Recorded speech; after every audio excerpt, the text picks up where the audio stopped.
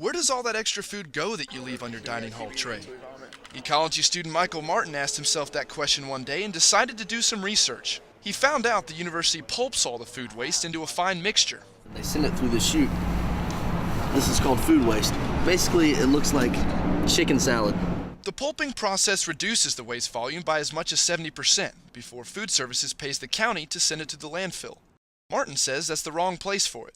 So here you've got the other half of that, the sandwich or the soup and salad that you didn't finish, and it's got just as many nutrients now as it did when you ate it. So as good as this was for you, it's just as good for the local gardens. He decided to present a business plan to Food Services. He would take the waste to a local composter who would put it on a pile, and once it decomposed into rich black soil, sell it back to local farmers and gardeners. This is for cardboard. J. Michael Floyd is the executive director of Food Services, and he says the dining hall recycles just about all of its waste and has for years. Into plastic, glass, aluminum, cardboard. Matter of fact, everything that's possible, we're recycling coming out. We recycle grease. We recycle grease here forever.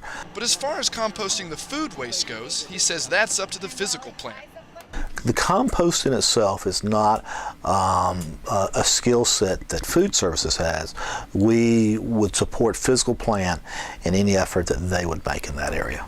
It turns out the university already has a massive composting operation called the Bioconversion Center. It's run by Dexter Adams, the head of the groundskeeping department. Everything from broken limbs to grass clippings is composted and turned into rich soil, which is used all over campus. Adams says he likes the idea of composting food waste. It's very possible.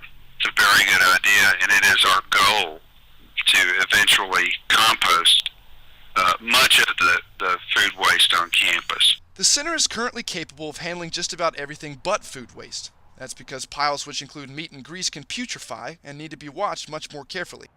Adams says the current budget doesn't leave room for extra staff.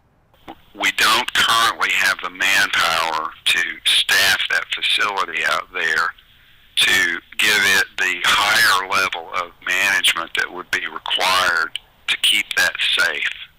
He said there was a composting pilot program in development for food waste before it was derailed by budget cuts. Adams says he's ready to jumpstart it again. Our budget situation got in the way, so we probably do need to get that back on track. I think I dropped the ball on that. As for Michael Martin, he went so far as to get a commercial driver's license, or CDL, in case he was allowed to truck the waste himself. So even if his plan didn't quite work out, he won't leave empty-handed. I mean, even if it doesn't pan out, I got a CDL, and I could drive a bus for the university or something if I needed to. This was Mark McAfee for the Red and Black.